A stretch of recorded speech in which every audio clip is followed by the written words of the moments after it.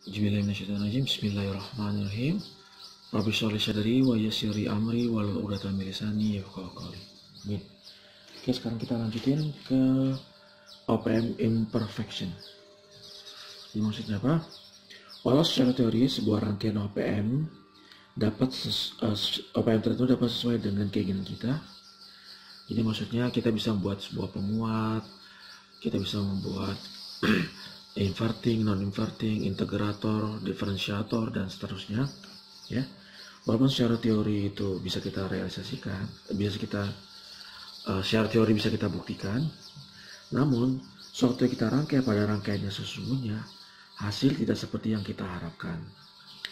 Jadi misalkan seharusnya kita bisa membuat penguat non-inverting, penguatannya 5 kali, kemudian inputannya 1 volt. Kalau penguatannya 5 kali, inputannya 1 volt, berarti seharusnya keluarannya berapa? 5 volt. Tapi kenyataannya bisa saja tidak demikian, ya, karena ketidaksempurnaan OPM pada dunia nyata. Oke. Maka agar rancangan dapat diimplementasikan, maksudnya itu rancangan secara teoritis bisa kita realisasikan dalam dunia nyata, kita perlu perhatikan hal-hal berikut tentang OPM, ya. Pertama, finite gain. Finite gain jadi penguatan OPM itu dia tidak tak terhingga, penguatan open loopnya. Nah, jadi selama ini kita kan tahu ya bahwa OPM misalkan ini dia ada penguatan OPM-nya, yaitu ada AO-nya kan ya, penguatan open loop-nya. Itu kita anggap dia tak terhingga, tapi sebenarnya tidak tak terhingga pada dunia nyata. Dia lebih kecil pada tak terhingga, ya. Kalau pada 741 itu sekitar 100.000 yang sering kita pakai. Kemudian ada terjadi DC offset. Nanti kita belajar apa itu DC offset. Kemudian ada input bias current. Jadi rupanya pada inputan OPM itu ada arus. Secara teori kan tidak ada arus yang mengalir pada inputan OPM kan. Nah, ini rupanya ada gitu. Kemudian finite bandwidth. Jadi bandwidth OPM itu tidak tak terhingga. Semakin tinggi frekuensi sinyal, maka bandwidth OPM itu akan semakin penguatan OPM dia semakin berkurang. Kenapa? Karena ada keterbatasan dari bandwidth. Kalau misalkan pada frekuensi rendah nih, misalkan OPM ya, ini kita kuatin, ya, misalkan OPM-nya ini 2 kali penguatannya. Oke, kita kasih frekuensinya 1 Hz. Sinyalnya tegangannya 1 volt. 2 kali maka keluarannya jadi 10 volt. Kan gitu ya. 1 Hz pada frekuensi rendah. Kalau misalkan kita berikan frekuensi tinggi, misalkan 10 MHz, maka penguatannya tidak 2 kali lagi, dia akan turun. Gitu. Kenapa? Karena ada keterbatasan bandwidth pada OPM. Gitu ya. Nanti kita lihat lebih jelasnya. Nah, sekarang DC offset OPM. DC offset itu ada tegangan acak yang muncul pada input OPM. Jadi tegangannya acak. Ya bisa positif, bisa negatif. Kemudian besarnya kita nggak tahu gitu loh. Acak. Nah, tapi yang jelas besarnya sekitar 3 mV ke bawah lah. Gitu, 3 mV ke bawah. Oke ya. Misalkan nih kita lihat bagaimana sih tegangan offset itu, ya. Secara ideal ya, kita lihat ini garis merah ideal. Seandainya ini lihat sumber horizontalnya Vn min V2, seandainya dia titik original di sini, artinya apa? Vin sama V1 sama dengan V2. Ini V1 non inverting, V2 inverting ya. Kalau dia sama berarti otomatis apa? Keluarannya adalah 0, ya kan? Sesuai dengan persamaan ini. Kalau ini misalkan 1 volt, 1 volt, 1/1 0. Kali berapa besar A0, maka keluarnya selalu 0. Nah, berarti dari sini kan, jika V1, V2 sama, maka dia di titik original, V-outnya 0 juga. Tapi kenyataannya tidak demikian. Kenyataannya, ya, saat V-in sama V1, V2 sama, kenyataannya V-outnya di sini. gitu, di negatif rupanya gitu. Contoh ya, ini berarti apa? Berarti di sini VN2 lebih besar ya, yang inverting lebih besar daripada yang non inverting. Akibatnya setelah dikalikan dengan A0, keluarannya jadi negatif. Seperti itu. Nah, maka bagaimana agar dia 0? Kita lihat, kita harus tambah dengan tegangan offset. Tegangan offset, jadi sewaktu kita tambah dengan ini ya, dimana VN1 dikurangin VN2 ya, kemudian dikurangi lagi dengan VOS, maka VOT-nya sama dengan 0. Kan 0 di sini ya. Kalau kita tarik garis ya, sebenarnya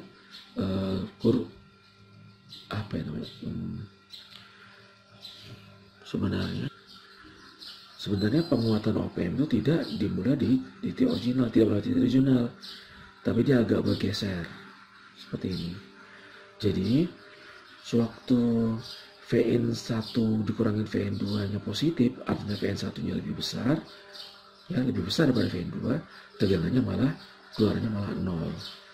Ya kenapa? Karena ada offset negatif tadi pada VN2 ya, sehingga walaupun VN1 nya lebih besar tapi keluarnya tetap 0 ya, kan 0 di sini kan ya, sepanjang garis ini. Tapi kemiringan penguatannya itu sama ya, kemiringan penguatannya sama. Oke, yaitu kemiringannya adalah A0. Terdapat pergeseran ke kanan. Ini contoh ya, atau ke kiri, atau ke atas, atau ke bawah, semuanya sama aja. Itu secara random. Tapi di sini kita ambil contoh dia pergeseran ke kanan. Artinya apa? VN2 yang inverting itu lebih ada DC offset di situ. Yang seharusnya kalau VN1 sama VN2 itu sama, seharusnya tegangan keluarnya adalah 0. Tapi ini tidak, tapi ini malah di titik X. Artinya apa? Ada tegangan di VN2 ini. Ada DC offset namanya. Gitu.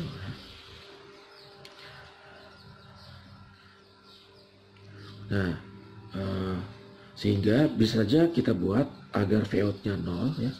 Agar VO-nya di sini 0 ya. Titik ini ya, agar VO-nya 0. Maka nilai VN1 min VN2 itu sama dengan VOS, V offset. Itu kita buat seperti ini. Ya, jadi kita buat VN1 min VN2 sama dengan VOS. Sehingga sewaktu VN1 sama dengan VN2, kemudian dikurangin VOS, kalau VOS pindah ke sini, dikurangin VOS ya, maka keluarannya akan menjadi 0 nantinya. Oke, seperti ini ya. Ini kan teorinya ya. Teorinya persamaan seperti ini. Kalau ini sama dengan, maka keluarannya harus 0. Jadi jika V1 sama dengan V2, maka V0 harus sama dengan 0. Tapi pada kenyataannya tidak. Ya, saat V1 sama dengan V2, dia tidak sama dengan 0. Nah, kenapa tadi ya? Kalau pada contoh ini adanya tegangan offset pada sumbu negatif. Oleh karenanya itu harus kita buat ya, V0 sama dengan V1 min V2 itu harus kita kurangi lagi dengan offset. Jadi VOS ya, barulah kita kali dengan A0 gitu. Sehingga kalau misalkan V1 min V2 ini sama dengan 0 ini ya, V1 min V2 seharusnya sama dengan 0, tapi rupanya tidak sama dengan 0 ya pada kenyataannya, maka ini harus kita kurangi dengan VOS gitu loh, agar dia sama dengan 0 gitu. Maka V1 min V2 sama dengan VOS gitu ya. Makanya di sini kita tulis dengan V1 min V2 sama dengan VOS. Itu ya, saya ulangi lagi. Ya. Seharusnya kan V1 min V2 kayak gini deh. Kalau dia sama, ya maka V0-nya sama dengan 0. Tapi kenyataannya tidak. Berarti pada kenyataannya V1 min V2 tidak sama dengan 0. Maka V1 min V2 ini harus kita kurangi dengan V0S. VOS harus sama dengan 0. Maka V1 min V2 sama dengan V0S. Harus kita buat seperti ini. Ingat ya, V offset ini bisa negatif, bisa positif gitu loh. Ya, bisa negatif, bisa positif. Besarnya juga nggak tahu gitu. Maka jadi persamaannya seperti ini ya. Nah ini tadi. V offset adalah dari offset ya. Apa sih yang menyebabkan adanya kejadian seperti ini tegangan offset ini? Ini terjadi akibat proses pembuatan atau fabrikasi yang tidak sempurna. Ya, bisa akibat darinya toleransi. Maksudnya apa sih? Misalkan kayak gini ya. Kalian lihat pulpen ini. Pulpen ini mereknya sama ya. Itu merek bukan iklan ya, merek Piccolo gitu. Sama. Nah, pada fabrikasinya kalau kita ukur misalkan dari ujung sini sampai ujung sini, itu bisa jadi ya, bisa sangat jadi berbeda antara yang merah sama yang biru. Atau sesama biru pun bisa berbeda gitu. Sesama biru pun bisa saja berbeda. Panjangnya dari ujung sampai ke ujung. Kenapa ini bisa berbeda? Ya karena proses produksi. Karena adanya toleransi proses produksi. Kan kalau misalkan kalau kalian belajar proses produksi itu ya ada toleransi. Berapa panjangnya toleransinya misalkan 0,1% gitu. Jadi merek yang sama, benda yang sama, kemudian warna yang sama pun bisa saja warnanya berbeda, bukan warnanya, panjangnya berbeda. Nah, apalagi pada APM ini, ya. Kita lihat nih pada proses pembuatan APM ini ya. Jadi ada transistor yang kita susun seperti ini seimbang. Ya, bisa jadi pembuatan pada transistor yang ini dan yang ini itu berbeda gitu. Atau yang ini dan ini berbeda. Jadi yang ini tidak tercerminkan lagi dari yang ini. Ya. Nah, karena tidak terseimbangan itulah maka terjadi tegangan offset. Gitu ya. Oke, bagaimana sekarang sebentar cara oh ya, perlu kalian tahu juga sebaran acak dari offset tegangan offset itu ya. Itu paling besar tuh biasanya 3 mili itu. Biasanya 3 mili, maksudnya paling besar tegangannya ya. Kemudian sebarannya seperti ini. Paling banyak sebarannya itu dari min 2 mV sampai dengan 2 mV. Paling banyak ini ya. Antara 2 mV sampai 2 mV. Setelah di atas itu dia semakin kecil ya, jarak. Nah, jadi sebarannya seperti ini ya. Bisa kalian lihat kurvanya. Di antara ini dia semakin banyak. Ngerti ya? Kalau misalkan 3 mV itu sangat jarang sekali. Antara min 2 mV sama 2 mV itu sangat banyak. Oke. Jadi sekali lagi V offset itu random ya. Bisa positif, bisa negatif. Tegangannya bisa 1 mili, 1,2, 1,3 dan seterusnya. Kemudian VOS itu dapat diletakkan seri dengan salah satu dari kedua input, tergantung kebutuhan. Jadi kalau kita modelkan seperti ini. Ya, bisa saya letakkan di VN1, bisa saya letakkan di VN2, bisa ini positif, ini negatif. Jadi bebas. Kenapa bebas? Karena dia random sekali, tergantung kebutuhan kita gitu. Kalau misalkan dia munculnya kira-kira ada di VN1, kita taruh aja di VN1. Gitu ya. Seperti ini contohnya. Jadi sekali lagi tergantung kebutuhan. Bagaimana kita memodelkannya. Nah sekarang kita lihat ya, efek offset pada amplifier. Contoh, misalkan kita buat sebuah penguat non-inverting. Seperti ini. Nah kita anggap offsetnya terjadi pada non-inverting ya, seperti ini ya. Lebih mudah kita menganalisanya. Oke. Maka kita lihat, kalau misalnya kita buat persamaannya, berarti kan seperti ini kan, V in ditambah V offset dikali penguatan dari umpan balik rangkaian ini, yaitu R2 per R1 tambah 1 kan seperti ini. Kita lihat rupanya V offset ini juga dikuatkan, ya kan ya. Jadi rupanya penguatan offset ini juga sama besar penguatannya seperti sinyal asli. Akibatnya pada penguatan sinyal yang memiliki unsur DC, hasil keluarannya jadi tidak sesuai teori. Kalau misalkan penguatannya ini ya, VN-nya UDC ya, kita kuatkan, maka hasilnya tidak sesuai teori. Kenapa? Karena offsetnya ini juga dikuatkan sama seperti penguatan pada sinyal yang sesungguhnya, gitu. Tapi kalau misalkan ini AC, ya, ini AC, kemudian ini sinyal AC ya, AC itu gini ya, bolak-balik ya. Kemudian ada offsetnya, kemudian offset juga dikuatkan, itu nggak masalah. Kenapa? AC DC ini nanti bisa kita hilangkan gitu. Kalau ini AC ya, sinyal AC, kemudian ada gangguan offset ini nggak masalah, karena bisa kita hilangkan dengan filter aja nanti, filter high pass filter, maka akibat dari offset ini bisa hilang, gitu. Jadi misalkan ini seperti ini ya, seperti ini, kemudian karena adanya offset, maka dia ini nolnya di sini kan tadi ya, seharusnya di sini, tapi dia naik dia menjadi seperti ini ya, jadi seperti ini. Oke, nanti dikeluarin nggak masalah, maka dikeluarin jadi seperti ini, ya kan? Akan seperti ini. Nanti dengan kita high pass filter pakai kapasitor, maka keluarannya nanti menjadi seperti ini, DC-nya hilang gitu. Begitu. Beda ya, beda kalau misalkan sinyalnya dia tidak seperti ini. Misalkan sinyalnya udah seperti ini, nah sudah seperti ini, ada unsur DC-nya kan, tambah offset, tambah lagi dia, ya. Maka sewaktu kita filter nanti susah, ya. Aduh, atas, perang hapus. Oke, gambar sini aja ya. Misalkan nih, NOPM ya. Oke. Nah, di sini itunya ya, offsetnya. Kemudian ini VIN-nya di sini.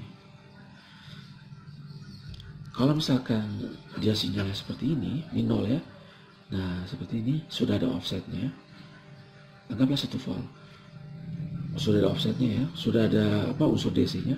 Waktu dikuatin, maka dia unsur DC-nya juga dikuatin. Jadi seperti ini. Nah, seharusnya tidak seperti ini kan. Seharusnya kalau kita kuatin, misalkan 1 volt ya, ini 2 kali penguatannya, maka menjadi 2 kali. Kemudian ininya juga naik kan gitu ya, seperti ini. Tapi karena adanya offset, maka dia tidak 2 volt, di 3 volt dianggap ya. Jadi seperti ini. Seharusnya dia yang kayak gini, seharusnya ya, dia malah naik menjadi kayak gini. Aduh, gambar ulang deh, sorry ya. Seharusnya dia di 2 volt ya, kayak gini. Oke. Tapi dia tidak, dia menjadi naik gitu. Kan tidak sesuai. Seharusnya seperti ini, dia menjadi seperti ini. 2 volt lebih, anggaplah 3 volt gitu. Kalau begini mungkin gampang ya, kita tinggal kurangi aja 1 volt kembali seperti ini. Tapi kan kenyataannya pada praktiknya tidak semua sinyal seperti ini gampangnya kan. Gitu. Oke, nah kalau bagaimana kalau misalkan yang non-inverting, anggaplah misalkan supaya lebih gampang teorinya, supaya gampang analisisnya, kita anggaplah di sini V offsetnya, dimasukkan non-invertingnya. Oke, kita gunakan superposisi ini ya, ini dimatikan. Yang ini dimatikan, ini yang kita analisa, kemudian nanti ini yang dimatikan, ini yang kita analisa. Kita rangkaian seperti ini kan. Ini non-inverting, ini ya, R2/1, dan ini rangkaian menjadi rangkaian yang non-inverting. Ini yang inverting, ini yang non-inverting. Perhatikan rupanya tegangan akibat offset ini malah dikuatkan lebih besar daripada sinyal aslinya gitu. Ini sinyal aslinya ini. Yang offset malah diperlukan lebih besar gitu ya. Itu jadi bermasalah gitu. Nah ini keluaran ininya ya, totalnya. Kita perhatikan. Offset dikuatkan dengan gain yang lebih besar daripada gain untuk penguatan sinyal yang diinginkan. Kita lihat ini offset ya. Malah ada plus satunya di sini. Ya. Sedangkan yang sinyal diinginkan tidak ada plus satunya. Jadi lebih kecil kan. Sama seperti kasus non-inverting. Penguatan offset ini akan berpengaruh pada Vout yang menguatkan sinyal input yang ada unsur DC-nya. Jadi unsur DC-nya itu ya seperti ini ya. Ini ada unsur DC-nya nih. Kalau ini nggak ada unsur DC-nya. Ya. Ini ada unsur DC-nya. Kalau yang kayak gini nggak ada unsur DC-nya. Kenapa dia nol kan gitu ya? Kalau yang ini ada offsetnya berarti ada unsur DC-nya.